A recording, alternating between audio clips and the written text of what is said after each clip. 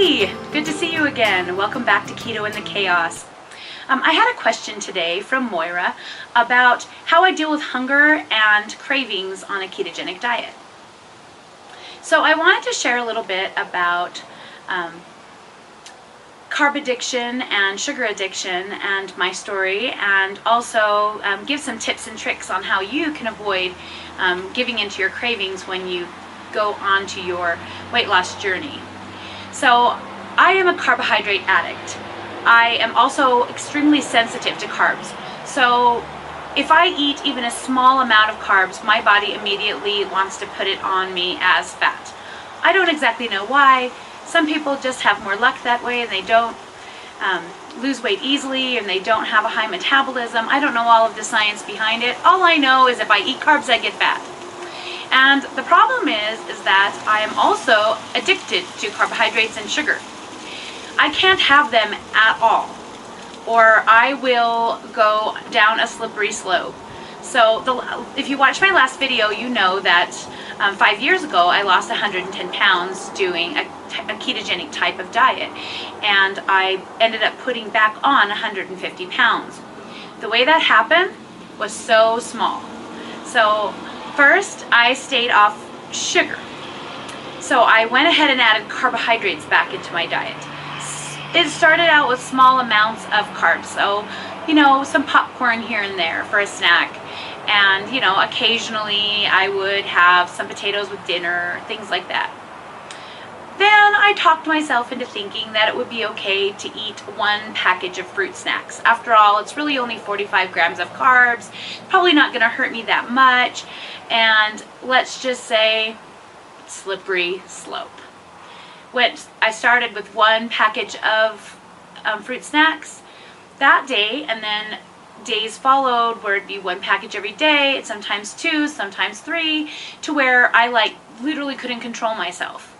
I would go out and buy huge, giant bags of gummy bears and eat them all over a period of 2 or 3 days. It was crazy. So obviously, I cannot be trusted when it comes to carbohydrates and sugar. I need to just accept that about myself, and that's what I've done. And I'm just going to have to not have them anymore. Now, I don't know how it'll be in the future. Maybe I'll be able to get to a point where I can have them. But as of now, my current life plan is no more carbohydrates, no more sugars for me. And that's okay. I'm okay with that. That is kind of a daunting thing to think about when you're starting out. So you do not have to go into this diet thinking you're going to be changing like that forever and ever, amen. If you just want to do this to lose 20, 30 pounds and then go back to what you were doing and monitor yourself, that's great. You do what you need to do.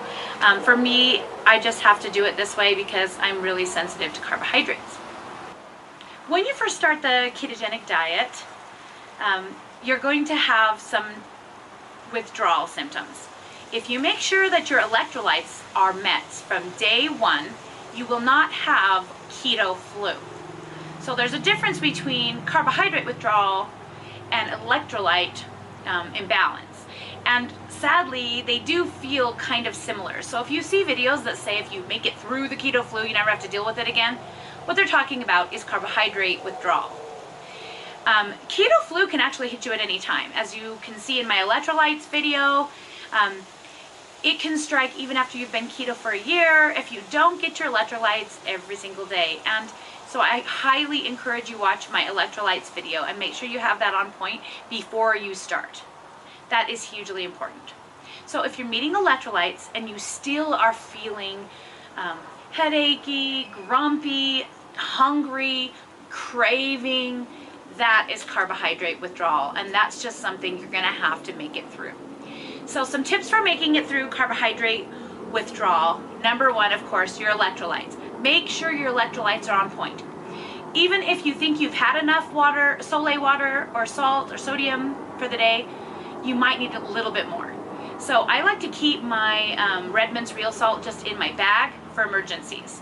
So if it's been a couple hours since I've eaten and I'm starting to feel really hungry and headachy, I usually would eat in past. I would be like, oh, I have to find something, go to a fast food place. No, not anymore. So what I do now, my immediate reaction is, oh my goodness, did I not take my Solé today? Oh my goodness, I need some sodium. My first reaction is always sodium. So I have my Redmond salt in my bag and I just put a little bit in my hand, eat it. Oh, when you eat salt on an empty stomach, you will feel a kind of burning sensation. It kind of feels like it burns all the way down your throat into your stomach and gives you a really like warm feeling in your stomach. It's actually oddly calming to me. I actually really like that feeling. It kind of makes me feel like satisfied in some way, and it totally makes the hunger go away.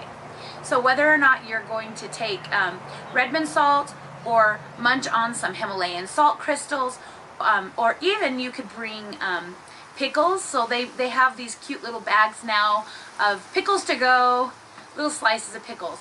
If you absolutely feel like you need to eat something in order to satiate that hunger, a pickle is a good choice.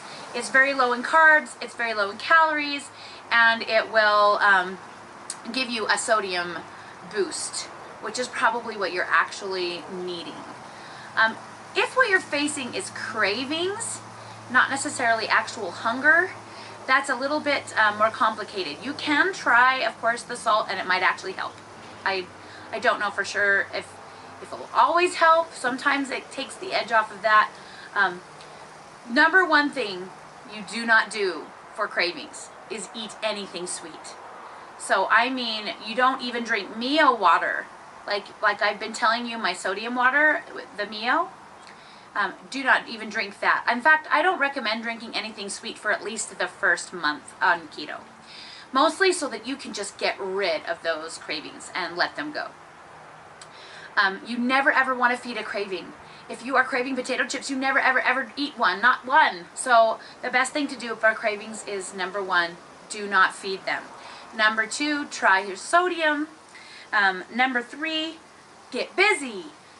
Distract yourself. Go somewhere. Do something. Take your mind off of it. Don't think about it. Don't be alone. Don't be at home just sitting there. If you're starting to feel the munchies, go out for a walk. Take up a new craft. Do some scrapbooking. Start knitting. I don't know. Just keep yourself really busy. Distract, distract, distract. On your first month of keto, you want to avoid anything snack-like. So not only do you not want to snack between meals, but you also don't want to eat anything that is snack-like.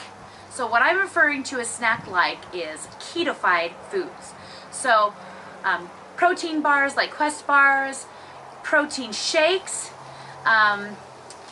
any kind of ketofied baked goods. So no breads, bars, cookies, crackers, none of that. Tortillas, pizza dough, no. Don't do any of those things for at least the first month, and preferably forever. In my way that I do keto, I do not do any nuts. I do not do nut flours. I don't do any baking. No 90-second bread, sorry. No fathead pizza, sorry. If I feel like I really need some pizza, I will put pizza toppings on top of zucchini boats, or I actually can make chicken crust pizza. That's pretty awesome. But I don't do that very often because I try to avoid things that really appear like the things that I was addicted to, and pizza is one of those that's just kind of on the edge of, makes me a little nervous. Now that I've been doing keto for 8 months, I can drink Mio waters, I can have an occasional diet soda, that kind of thing. I can chew sugar-free gum without getting cravings. I'm to the point now where I can see cake sitting in front of me and I just don't care. Don't care. Occasionally I'll have a random craving, but it's pretty easily squashed. It's not too bad at this point, but at the very beginning it was really difficult. The first 2 weeks is so hard, but if you can make it through the first 2 weeks, you can just keep going forever. It is so easy once you get to the point where your cravings just let you go and you start burning the fat on your body instead of the fat that you're ingesting or the carbs that you're ingesting. Your body will just learn that you're not going to have it anymore, and it will stop begging you for it.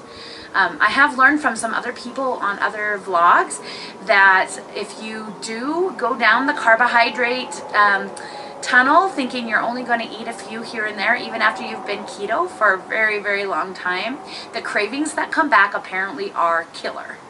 They are worse than the cravings that you had at the very beginning of your keto journey. So if you can stay on keto, it's better. It's harder to go back on keto. Bouncing back and forth is more complicated and more difficult and harder to do than just staying the course and going and continuing for the rest of your life. The ones that are most successful in keto are ones who stick to it. They stick to it forever. So I'm really hoping that I'll be one of those success stories. Well, thanks for stopping by. I hope this helped you with your cravings and with your hunger. If you want to know any more tips and tricks, please leave something in the comments for me and I will make you a video. I'd really like to know specific things that I could help with, so maybe I could break things down a little bit more so that I could have little bite-sized videos for you guys to help you on your journey. I'm so glad you're here. Thank you so much for subscribing. Don't forget to click the little bell so that you can know when I post a new video, and I will see you soon.